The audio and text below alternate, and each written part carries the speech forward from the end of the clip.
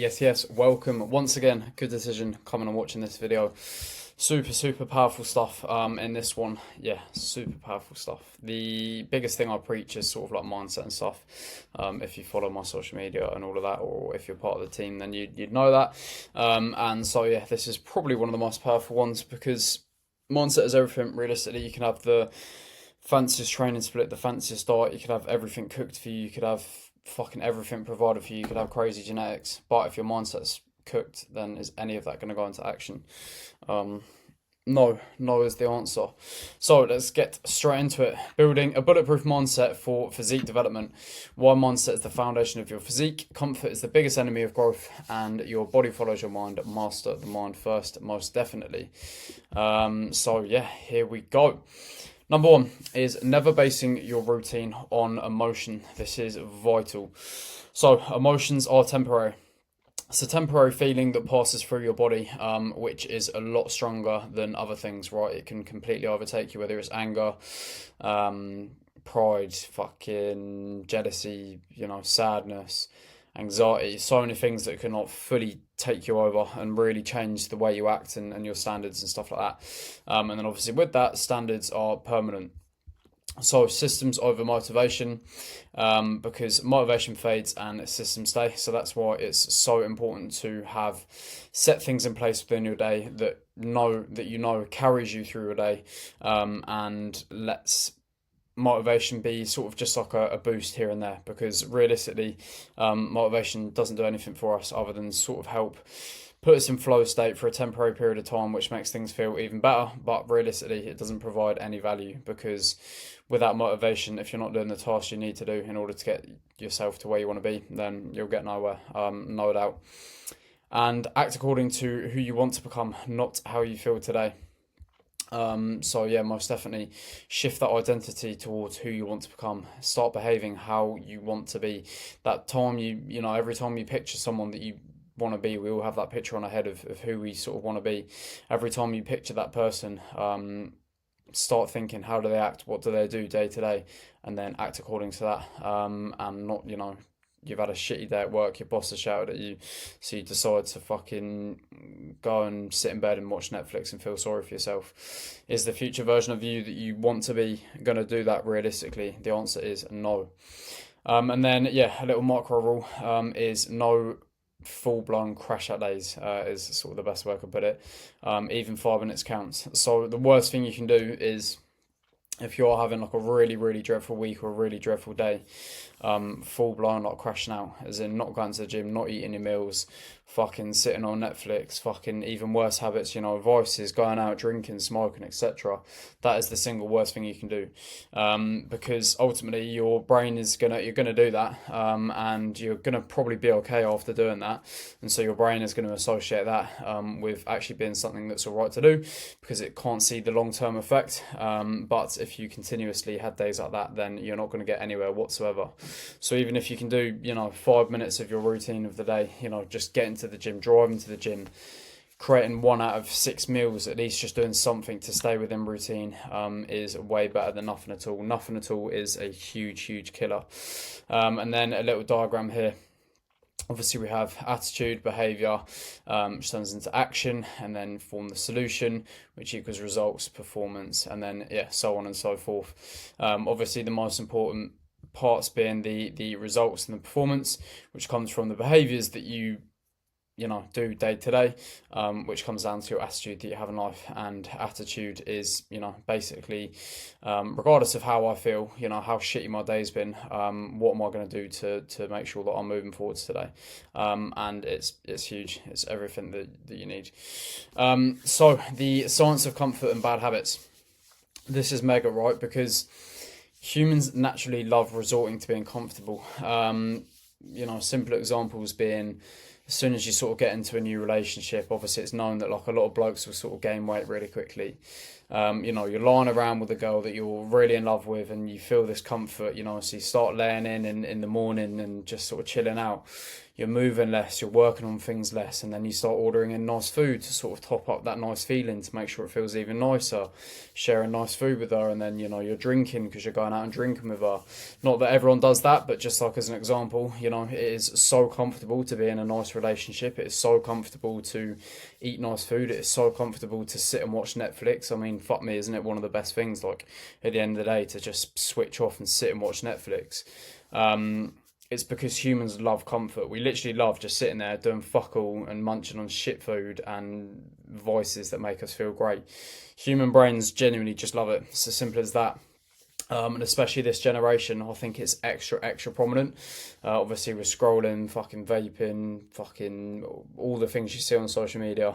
It's pretty terrifying, to be honest. And ultimately, it comes down to the fact that your brain is wired to conserve energy, and comfort is basically survival mode. That's sort of like the science behind it. And then the dopamine loops that reinforce bad habits. So yeah, again, like I just said, scrolling, junk food, escapism. We all have our vices. We all have our bad habits. It's going to be different for different people. What really gets you, whether it's drinking, smoking, lust, fucking scrolling, YouTube, gaming, things that really hold us back. And that, at the end of the day, is just escapism, because most definitely, like, if you're really, if you live in England, regardless of if you have a pretty good life situation or not, it is, a lot of the time, there's going to be things that crop up that are sort of bad and stressful. Work, money, financial, socialising, friends, relationships. And with that comes all of these things. And it's so important to not resort to comfort every single time. So training hard rewires the reward system to value discipline. That is why developing a killer physique is so powerful, because if you absolutely crush your training, you're just relentless with it, going regardless of how you feel and get it done every single day, the same with meals, then you just open your mind to a whole new mindset of like, holy shit, like, if I work fucking hard and it is boring and it is painful, I get serious results. And that's the exact same in everything else in life, whether you're building a business, whether you want to get better at certain personality traits, look better, feel better. It all just comes down to boring hard work. It is as simple as that. And we don't like boring. We like the thrills, we like the Netflix series, we like the scrolling. So yeah, it's stepping away from that as much as possible. And then another micro rule is limiters, creating 3 friction points before any bad habit. My favourite one for this would be the 10-minute rule. So if you're trying to do some work, or if you're in the gym and you find yourself getting distracted, like, oh, I want to, whack out Instagram reels and start scrolling for fucking 10 minutes.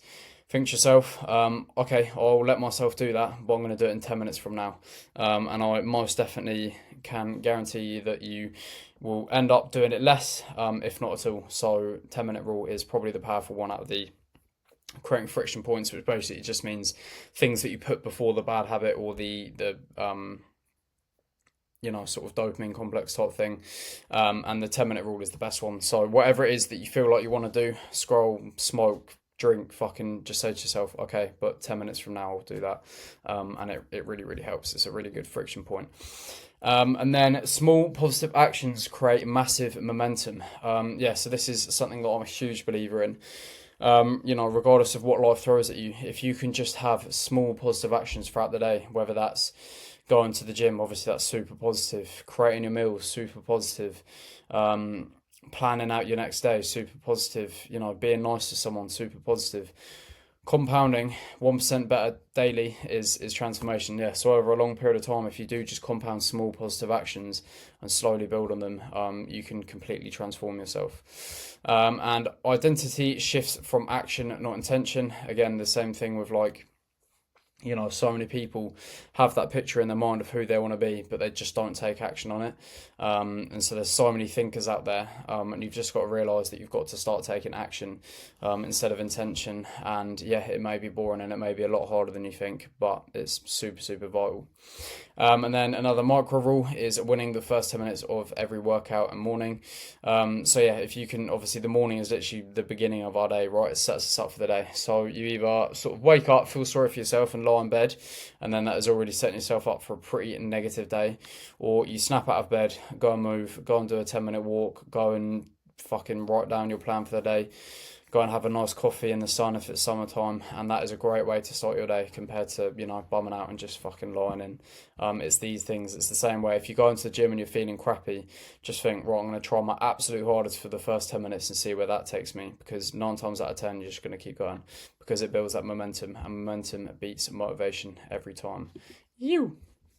Now, channeling negative energy into productive fuel. This is mega. This is pretty much the reason that I am who I am today. We haven't actually got any photos of me not looking seriously fucked up, but these are all the ones of me being seriously fucked up. So we've got terrible, terrible acne that wrecked me, super wrecked me through college, mental health wise, etc., etc. Obviously, walking around with that on your face, never easy. Some snap my arm after doing a huge bulk and then dieting down for like 6 weeks, cardio every day, was beginning to look fucking sick, and then I snapped my arm falling off my skateboard. This was probably the peak of drinking, smoking, laziness, blah blah blah. That's what I looked like, of course pretty shitty. This was after I built myself back up after snapping my arm, but again, fat in a really bad spot mentally, and then this just sums all of it up. So yeah. And throughout this whole time in my life, regardless of how crap I felt, and even if there was bad habits along the way, like the smoking, the drinking, etc., I would generally turn all of those negative emotions into productive fuel. As in, holy shit, I feel like fucking shit. I'm going to go into the gym and wreck myself. I'm going to smash my meals. I'm going to watch YouTube videos on how I can be a better person. I'm going to write down where I want to be in 2 years' time. I never fully crashed out into the point of just giving up on things, because I knew that I had to get myself out of my situation. And so it is vital, fucking vital, that you turn that negative energy into productive fuel. So yeah, whether it's anger, frustration, insecurity, is jet fuel when it's directed properly. Fucking definitely. I couldn't have lifted half the weights that I lifted if it wasn't for me being so fucking feeling shit all the time. It's just the truth, and it's pretty much got me to where I want to be. Training becomes the anchor that grounds chaos. Yes, so instead of going into a bunch of other bad vices, and just completely fucking falling off and feeling like shit. I full well at this point in time in my life could have just sat around and done absolutely nothing and felt sorry for myself, but I channeled it into productive energy. Micro rule is transmutation reps. So it's going and training whenever negativity spikes, or if it's going on a run, getting your steps, cardio, being productive. Basically, if you ever feel like a surge of negativity, something really shitty happens in your life, your mum probably said it to you when you were younger, go on a walk it off, go and train it off. These are the best things to do because they are positive actions that benefit our lives. And life is going to reward you if you keep doing positive actions. Life will not reward you if you do negative actions like fucking the smoking, the drinking, the chasing females, whatever it is. It's not going to reward you. It will get you nowhere. Most breakthroughs happen after emotional discomfort, most definitely. The reason I am where I am today, I'm in business, best shape of my life, is all because of this guy here. And staying positive, not necessarily positive, but doing things that I knew would pay off in the end throughout. Positive, productive fuel and actions. You don't need to fit in. High standards equals high results. Yeah, most definitely. So this is something we're taught from quite young, right? Is you really need to fit in. You need to have that balance in life. You need to, fucking go to the pub on the weekend and socialise. You need to go to all the social events. You need to drink. You need to eat the nice food. You need to fuck that, scrap that. If you actually want to be genuinely quite successful, you are probably gonna go for a bit of a stage of having to miss out on some stuff, not socializing as much, not giving into the easy pleasures as much, because ultimately pleasure has been normalized so much nowadays, especially in Britain, and pleasure is so far from happiness. Happiness does not come from pleasure. Pleasure is like a short-term fix of I just ate that really nice pizza, I feel great, but now I feel shit the next day. Or I just met that female and fucking spent the night with her and that felt great, but now I feel shit the next day. Or I smoked, I drank, I feel great. Yeah, that's what pleasure is. It gets you nowhere. It's short term, just a feeling. It's not at all sustainable happiness whatsoever. So you can lie to yourself and pretend it is, but ultimately it's not. And so fitting in equals average results, standing out equals elite results. This is true. It sort of depends on the level you have towards your goals, but if you really want to fucking get somewhere great in your life, you're going to have to stand out a bit. You're not going to be able to go to all the parties in the world. You're not going to be able to eat all the shit food all the time and go out to all the restaurants and drink and go to the pub, etc. And it's as simple as that. It is the truth. And hold yourself to a higher standard than your environment. Yeah, so a lot of the time you're going to be brought up with people that might have a negative impact on sort of your standards. whether it's family members, friends that you've made, etc. And it is super important to realise that, there's no need for that in your life. Cut it out as soon as you can. Bad fruit on the tree, as in, someone around you who's in a negative headspace, fucking lazy, fucking bumming out, is probably going to make you do the same thing, if not make it a lot harder for you to get to where you want to be. So the micro rule: environment audit, remove 3 influences pulling you down. Just think to yourself, even if it's like the location you're in, things in your bedroom, people, fucking, yeah, just remove it. Cut, kill all the stuff that is negatively affecting your life, whether it's habits, fucking things like scrolling, bro. It could be as simple as that. Just kill it. Write it down. What is it? How can I be one bit better at not doing that today? Start killing it. Simple as that. Sound. So, the importance of accountability. Now, accountability is the missing piece for most guys, and most definitely guys and girls. On your own, it's easy to negotiate with your excuses, but when someone holds you to a higher standard, your mindset shifts fast. Again, it is so easy to sort of tell yourself, oh, it's normal to be going to the pub all the time. Oh, it's normal to be eating shit food every other day. But truth be told, find yourself someone who's pretty successful and has quite high standards. You're probably doing a pretty fucking shit job. And a good coach doesn't just give you a plan, they challenge your comfort, call out the patterns holding you back, and force you to operate at the level you say you want to reach. Again, yeah, a lot of the time we picture where we want to be and just don't quite understand how boring and how much hard work has to go into it. And you just don't like the discomfort of that change. But once you get there, you feel better than ever. And a coach will show you how to get there, most definitely. Like the same way that I got in the best shape of my life when I started with my own coach. And he showed me that before I was with him, I was living like a fucking idiot, lazy. And even then, I was probably better than 99% of people in terms of routine. So holding yourself to that higher standard. That's why coaching creates such powerful transformation. You stop falling into bad habits, your discipline becomes your default, and your vision for yourself expands. Most men never reach that level alone. Accountability is what unlocks it. You can only hold yourself accountable so much. Who's going to be there when no one's watching, right? Your fucking coach will be there. Hold that accountability and get someone to hold it for you if you struggle. Super, super important. It's what's helped me get people results like this. This is just like 3 examples of people who I can think of more on the sort of mindset side of things. Sean, we really helped with some mindset shifts in order to keep pushing really hard in the bulk, and obviously now he's growing a bunch of muscle. This was in like an 8-week transformation. It's crazy. Eleanor had really bad like snacking habits and things like that, really bad sort of mindset with laziness and stuff like that. Switch that around, best shape of her life, standard. And then Gabe, the same here, frequent drinking, things like that, cut it out, and now he is shredded in the best shape of his life. And these habits make you feel fucking good. Happiness, chasing a purpose that actually matters, it makes all the difference. DM me discipline to map out your full potential. I can guarantee you that I can help you get to where you want to be, no doubt whatsoever. And it starts with mindset, and accountability is huge. That is why a coach is so vital, let alone all the other stuff, the fucking specialised meal plans, training, changing when it needs to be changed. Bang, enough said. Thank you very much for watching this. Have a good rest of your day, and I'll catch you in the next one.